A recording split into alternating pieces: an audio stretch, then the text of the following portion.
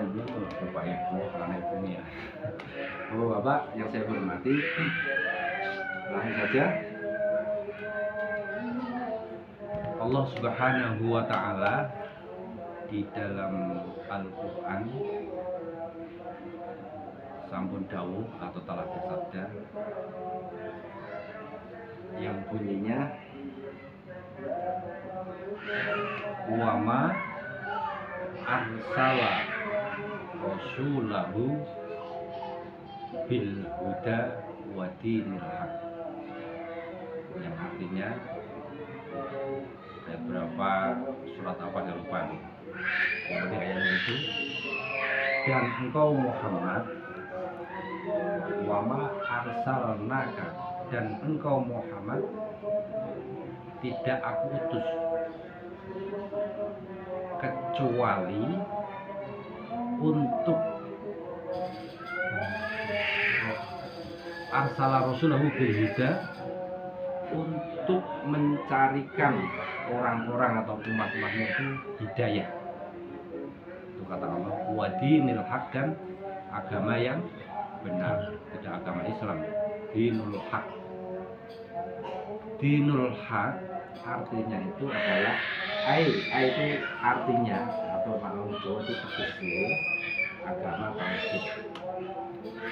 Nah, tauhid itu adalah sebuah ilmu atau sebuah disiplin ilmu yang mempelajari tentang keesaan Allah. Jadi dalam diri manusia, di dalam manusia itu ada dua, satu jasad, yang kedua ruh. Kalau jasad pendidikannya ya SD, SMP, SMA sampai akhir, S1, S2, S3 dan lain sebagainya. Tapi kalau dinul haq itu adalah pembelajaran atau pembelajaran ruh, edukasi itu pembelajaran ruh kita. Nah, sebetulnya ketika kita itu diciptakan Allah di dunia ini pasti punya harapan. Apa harapan kita? Yaitu di dunia hasanah. Artinya di dunia hasanah itu dalam dunia kita berbahagia, cukup sandang, cukup papan, juga cukup sandang, pakan, makanan, ya kan, tiga-tiganya. Dan kita tidak dapat menafikan itu menghilangkan itu semua, kita tidak boleh munafik.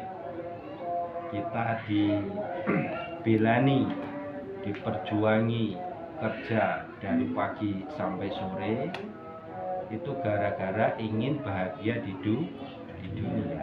Yang kita cari materi, ya kan? Jadi enggak muluk, enggak berlebihan ketika jasad atau jasad kita itu berinteraksi dengan duniawi. Karena di dalam Al-Quran Allah sudah menaskan atau mendahulukan zuyyina linnas, telah dihiasi kepada manusia hubus syahwah yang berupa minan nisa,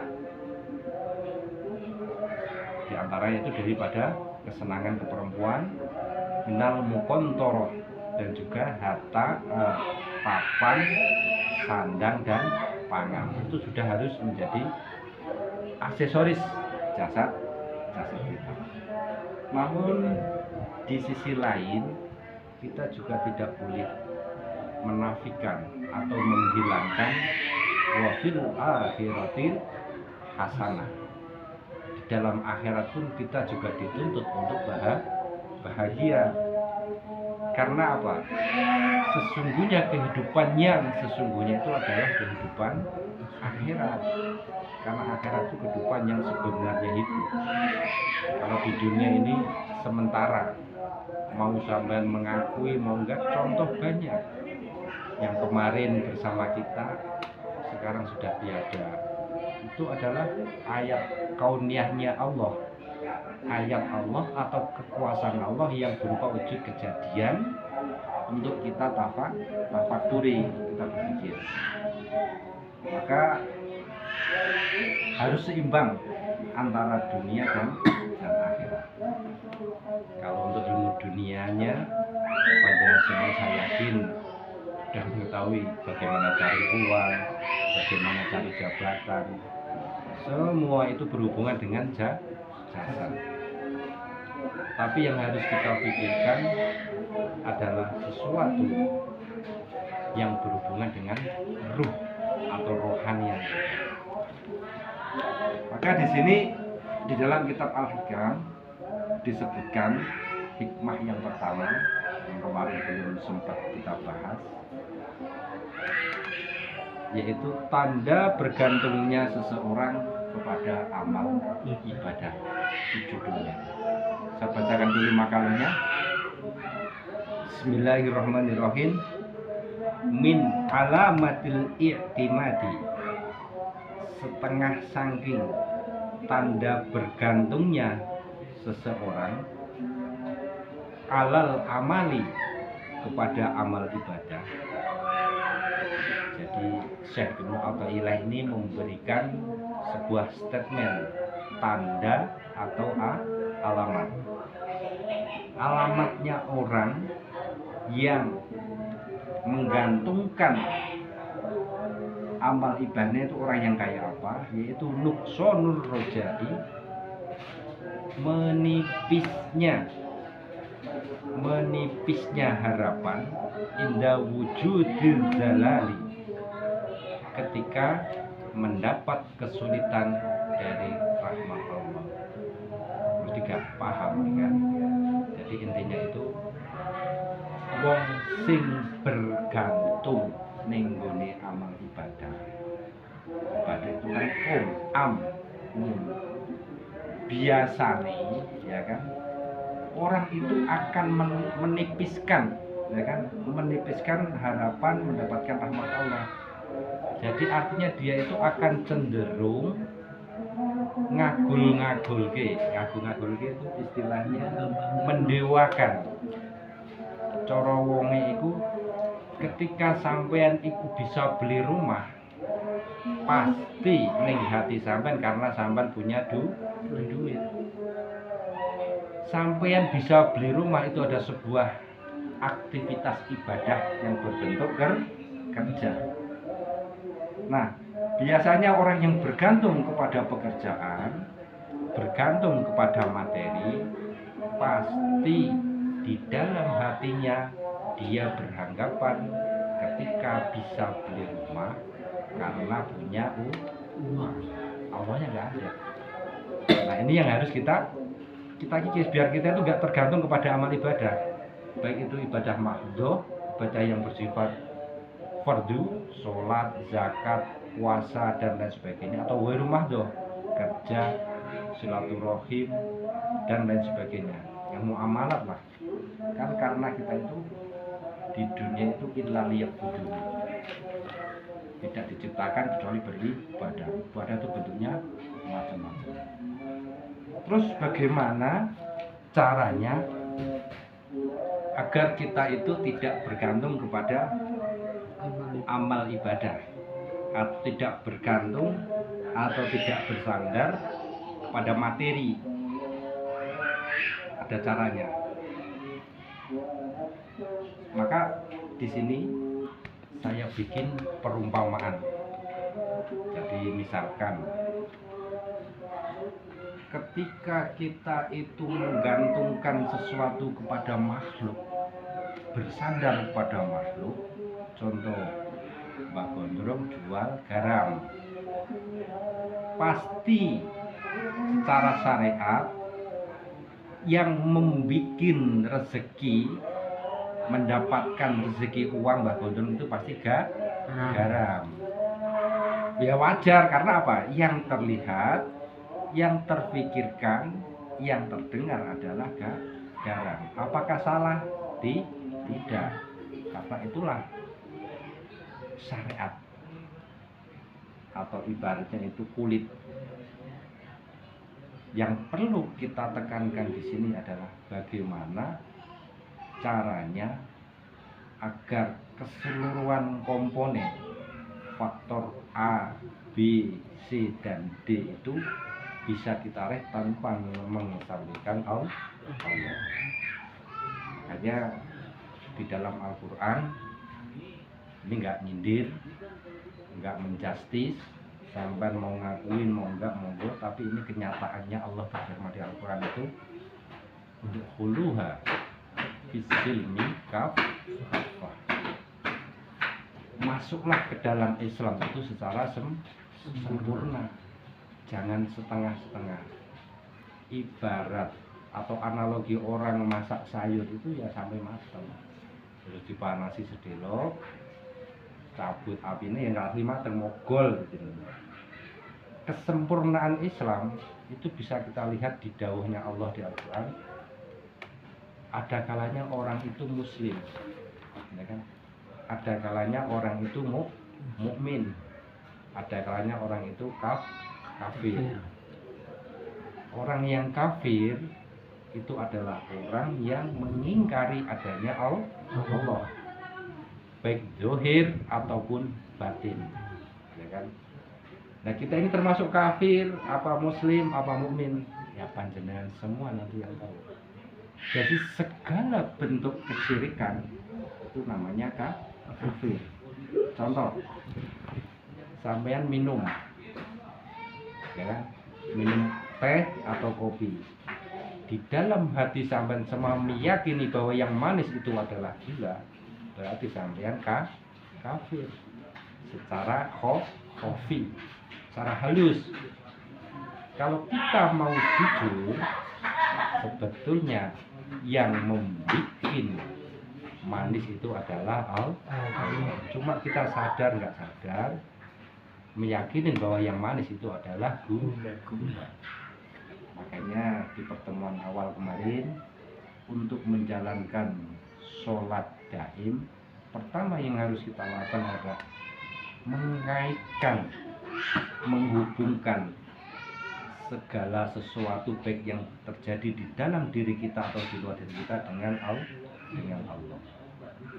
Nah, terus bagaimana? Nanti Allah sendiri yang akan memposisikan kita. Kalau kita sudah bisa mengaitkan segalanya itu dengan Allah. Jadi yang namanya sholat DM, yang sholat terus menerus itu hati kita akan terus connect dengan Allah. Connect itu artinya nyambung. Jadi walaupun sampean minum kopi tahu manisnya kopi atau manisnya gula, cukup yang namanya ngaitkan itu berarti bilang Allah ini yang bikin manis, jangan gula. Walaupun sebatas wacana di situ nggak apa-apa, tapi jangan dikeluarkan. Yang kedua, ada orang datang. Gimana cara ngaitkan? Yang Pak Irman bisa datang. Assalamualaikum, Bapak Ibu. Allah itu datang, ya kan? Tapi cukup di hati, jangan Allah datang, jangan dikeluarkan, cukup di batin, di hati. Itu nanti akan connect, itu namanya sholat daim. Nah kadang kita kan lupa, ya nggak apa-apa, makanya ada tingkatan-tingkatannya. Udah, kita kembali lagi ke pembahasan awal. Kita disuruh masuk Islam itu secara kafah, secara sempurna. Apakah kita itu belum sempurna? Karena di dalam Islam itu ada 3 tahapan, ada 4 tahapan. Yang pertama namanya syariat, yang kedua namanya thariqah, yang keempat hakikat, yang ketiga hakikat, yang keempat ma'rifat. Ada dasarnya semuanya itu di dalam Al-Quran. Jadi untuk menggiring pemahaman pulau dan panjenengan semuanya, akan saya terangkan apa itu syariat, apa itu thariqah, apa itu hakikat, apa itu ma'rifat. Karena kalau nggak tahu ya kita nggak bakal paham. Tapi yang paham kan adalah Allah, bukan saya ya. Nah, berangkat dari hal di situ, saya akan bikin sebuah analogi biar sampai nanti terbimbing pemahamannya untuk mengarahkan ke yang mau saya sampaikan. Sebagai contoh, Ya serapopo gelas. Di sini misalkan ada Pak Fuad, ya kan? Dan Pak Hirman. Ya kan, ada Pak Fuad dan Pak Hirman. Saya kasih kedua-duanya itu gelas di depan mereka dan saya bekali dengan palu.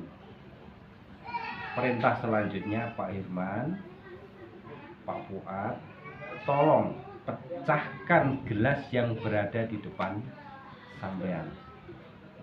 Alatnya tiga lagi.